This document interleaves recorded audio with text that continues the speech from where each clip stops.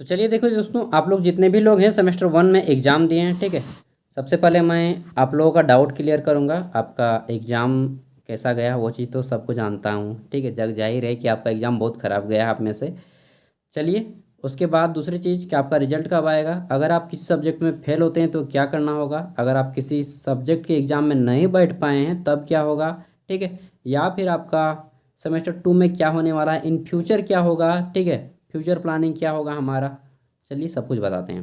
देखिए, new education policy जो आई 2022 में, 2020 में, इसके अकॉर्डिंग ग्रेजुएशन 4 साल का हो गया है। कितने साल का? 4 साल का। इससे पहले 1986 का पॉलिसी चल रहा था और इसके अकॉर्डिंग ग्रेजुएशन 3 साल का हुआ करता था, ठीक है। मैंने अपना ग्रेजुएशन 3 साल वाले में कंप्लीट किया था। अब जो है 4 साल का हो गया है ग्रेजुएशन। अब का लेवल जो है ना, वह आपका बीटेक के लेवल का हो गया है। बीटेक का मतलब समझते हैं, बैचलर ऑफ टेक्नोलॉजी, ठीक है। डिप्लोमा से एक बड़ी डिग्री होती है, समझ लीजिएगा। तो वह जो है ग्रेजुएशन अब आपका बीटेक लेवल का टक्कर का हो गया है, ठीक है। तो सबसे पहली बात, सेमेस्टर 1 में जिनका भी एग्ज़ाम गया, ठीक, अगर आप किसी सब्जेक्ट में फेल होते हैं, एक या दो सब्जेक्ट में फेल होंगे, तो आपको नेक्स्ट सेमेस्टर में प्रमोट कर दिया जाएगा, सेमेस्टर 2 में चले जाएंगे। बट आपको उस सब्जेक्ट का जिसमें आप फेल हुए हैं या फिर आप जिसमें पास नहीं किए हैं, ठीक है, मतलब जिसमें एग्ज़ाम नहीं बैठ पाए हैं किसी कारणवश, तो उस पेपर का एग्ज़ाम आपको फिर से देना होगा। कब? जब आपका नेक्स्ट टाइम एग्ज़ाम होगा, ठीक है। नेक्स्ट टाइम जब अगले साल आपके जूनियर कैंडिडेट का एग्ज़ाम होगा सेमेस्टर 1 का, उस टाइम आप लोग एग्ज़ाम देके उसमें पास हो जाएंगे, ठीक है। पहला तरीका ये है। दूसरा तरीका आपका क्या है कि आप मान लीजिए फेल भी नहीं हो, मतलब फेल भी हो गए हैं, ठीक है, लेकिन 2 बार फेल हो गए हैं, 3 बार फेल हो गए हैं, मतलब 3 बार तो फेल नहीं होइएगा, फिर भी 2 बार फेल हो जाएंगे, 3 बार फेल हो जाएंगे, फिर भी दे सकते हैं एग्ज़ाम। चौथी बार मतलब आपका 3 साल तक फेल होते हैं फिर भी दे सकते हैं। चौथी बार जब एग्ज़ाम फेल होइएगा ना, तो आप खुद छोड़ दीजिए, क्योंकि आप इसके लायक नहीं हैं, ठीक है। तो ये चीज़ हो गई। सबसे पहली बात कि फेल होएंगे एक या दो सब्जेक्ट में, तो आप पास होकर सेमेस्टर 2 में चले जाएंगे, फिर आपको उस सेमेस्टर का एग्ज़ाम देना होगा, ठीक है।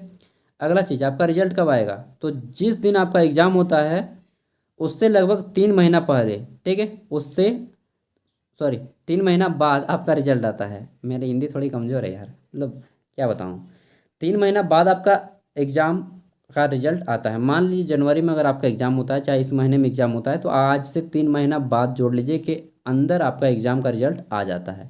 जब एग्ज़ाम का रिजल्ट आता है, किसी कारणवश आप एक दो नंबर से फेल हो जाते हैं, तो आप जो है स्क्रूटनी यानी कि रीचेक के लिए या रिवोल्यूशन के लिए भेज सकते हैं, चेक करवा सकते हैं अपना कॉपी, ठीक है। उसके लिए कुछ फीस लगा जाता है। किसी किसी यूनिवर्सिटी में 500 है, किसी में 800 है, किसी में 200 है।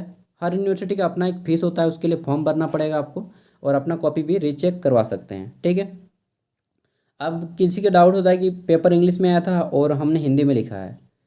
तो देखिए, इसमें जो है मेरे अकॉर्डिंग अगर देखा जाए तो उसको पेपर का मार्क्स देना चाहिए, क्योंकि जितने भी पेपर होते हैं ना लैंग्वेज के छोड़ के, सभी का आप उसका आंसर हिंदी या इंग्लिश किसी भी भाषा में कर सकते हैं। तो इसके अकॉर्डिंग मेरे अकॉर्डिंग जो है इसका आंसर आपको मिलना चाहिए, ठीक है।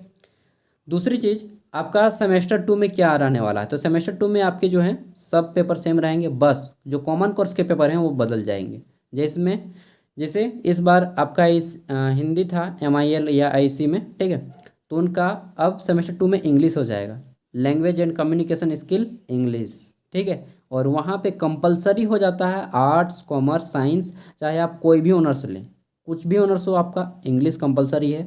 एक रहेगा मैथमेटिकल एंड कंप्यूटेशनल थिंकिंग, यानी कि मैथ आपको सबको पढ़ना पड़ेगा, चाहे आप आर्ट्स के कैंडिडेट हों, कॉमर्स के, या चाहे साइंस के, कोई भी आपका ऑनर्स क्यों ना हो, ठीक है, सबको पढ़ना पड़ेगा mathematical and computational thinking semester 2 में।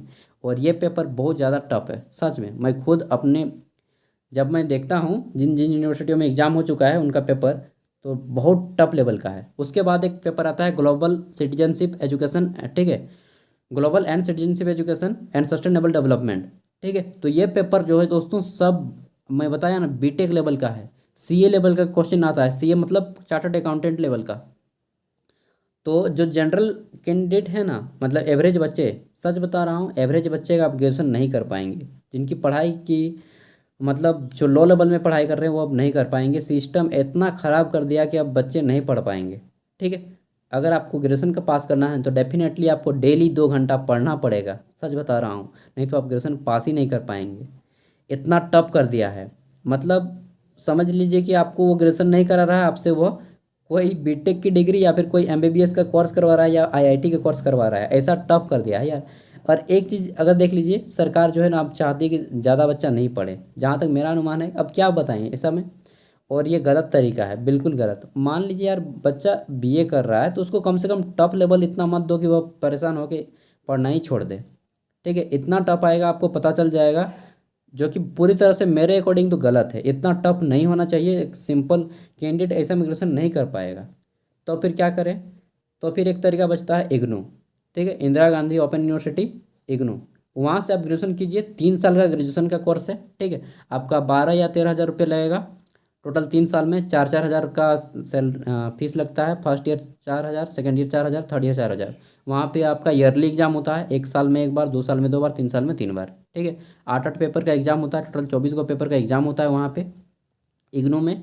3 साल का कोर्स है, वहाँ पे 4 साल का अभी नहीं किया गया है, लेकिन आने वाले कुछ साल में वहाँ पर भी 4 साल का हो जाएगा। ठीक है, तो अभी मौका है, जिनको लगता है कि मैं नहीं सेमेस्टर 1 में नहीं कर पाऊँगा, सेमेस्टर 2 में भी नहीं कर पाऊँगा, क्योंकि इंग्लिश कंपलसरी है, मैथ कंपलसरी कर दिया है, और इतना टफ है ना पेपर का लेवल कि क्या बताऊँ। मैं सेमेस्टर 2 का अपलोड करूँगा, जस्ट कल से सेमेस्टर 2 का ही वीडियो अपलोड करूँगा, उन सब का आप पेपर देख सकते हैं, और देख के आपके होश ना उड़ गए तब फिर बताना। ठीक है, आपका बाउंस कर जाएगा क्वेश्चन का लेवल देख के, क्योंकि मुझे जब मैं पढ़ता हूँ ना, तो मुझे खुद इंटरनेट का सहारा लेना पड़ता है क्वेश्चन को सॉल्व करने के लिए, जबकि मैं खुद यार ग्रेजुएशन में मतलब क्या बताऊँ, 12th में टॉप रहा अपने डिस्ट्रिक्ट में। ठीक है, 10th में भी टॉप था, ग्रेजुएशन में भी मैं अपने कॉलेज टॉपर रहा। ठीक है, 70% के साथ। उसके बाद यहाँ पे बताऊँ, एमए में मेरा लास्ट ईयर है, जो कि पब्लिक एडमिनिस्ट्रेशन में। दोस्तों मैं इतना सारा स्टडी करता हूँ दिन भर, फिर भी मेरा क्वेश्चन का बाउंस जाता है। सच बता रहा हूँ, आप लोग के लिए बहुत टफ रहने वाला पेपर ग्रेजुएशन। ऐसा नहीं बोल रहा हूँ कि कोई नहीं कर पाएगा, बहुत सारे आदमी कर पाएंगे, बट वही कर पाएंगे जिनका पढ़ाई का लेवल बहुत ज़्यादा अच्छा है। ठीक है, तो ये सरकार धोखा कर रहा है उनके लिए जो बच्चे एवरेज हैं, जो क्या बताएं लो फैमिली के हैं। ठीक है, मिडिल क्लास फैमिली के बच्चे जो हैं, जो पढ़ाई के साथ काम करते हैं, जैसे कि मैंने खुद पढ़ाई के साथ काम किया है। मैंने 12th के बाद से काम ज्वाइन कर दिया था, और अपना ग्रेजुएशन भी कर रहा हूँ। ठीक है, तो वो सब कंप्लीट हो गया मेरा ग्रेजुएशन वगैरह, एमए लास्ट ईयर है मेरा। तो दोस्तों वो चीज़ अब नहीं कर पाएंगे बच्चे, क्योंकि इतना ज़्यादा टफ क्वेश्चन है ना, क्या बताएं, आपका दिमाग चकरा जाएगा सेमेस्टर 2 का क्वेश्चन पेपर देखिएगा तो। मैं यूँ ही नहीं बता रहा हूँ। ठीक है, इसलिए आप लोग फ्यूचर को ध्यान में रख के एग्ज़ाम एडमिशन वगैरह लीजिएगा। जब रिजल्ट आ जाएगा, क्वेश्चन पेपर देख लीजिए सेमेस्टर 2 का। ठीक है, इसलिए मैं बोलता हूँ कि क्वेश्चन पेपर देख लीजिए, अपनी दूरदृष्टता को देखिए।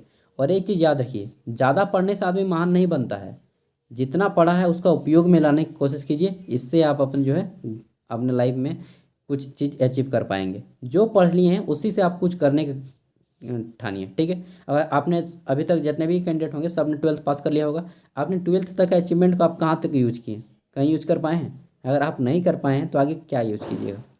तो जहाँ तक पढ़े हैं उसका यूज करना सीखिए अभी। ठीक है, ज़्यादा पढ़ने से आपको ज़्यादा अचीवमेंट नहीं मिलेगा। हाँ मानता हूँ एक समय के बाद मिलता है, बट जितना पढ़े हैं उसका उपयोग करना सीखिए।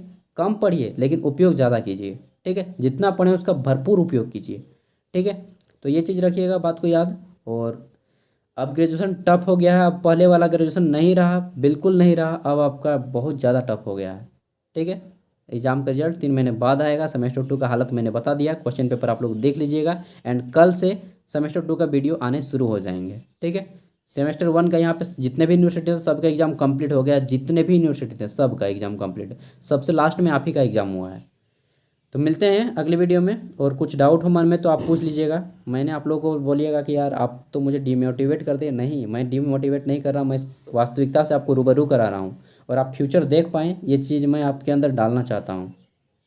ठीक है, तो अब आपका ग्रेजुएशन करना अपने आप में चैलेंजिंग होगा। यहाँ तक कि अगर मैं खुद ग्रेजुएशन करता तो मुझे भी डर लगता ग्रेजुएशन में कि यार कहीं मैं फेल ना हो जाऊँ। ठीक है, बहुत ज़्यादा टफ रहने वाला है। आप लोग सेमेस्टर 1 का एग्जाम दिए होंगे, आपको पता चल गया होगा सेमेस्टर 1 में ये हालत है, सेमेस्टर 2, 3, 4, 5, 6, 7, 8 तक अभी चलेगा। ठीक है, तो दोस्तों मिलते हैं अगले वीडियो में, बाय। एंड इसी तरह से जो भी होगा आपका फैसला कर लेना है। क्या है तेरा फैसला, ये था मेरा फैसला जो मैंने आपको सुना दिया। ठीक है, अब आपको जो अच्छा लगे आप लोग निर्णय लीजिए, अपना फैमिली के साथ निर्णय लीजिए।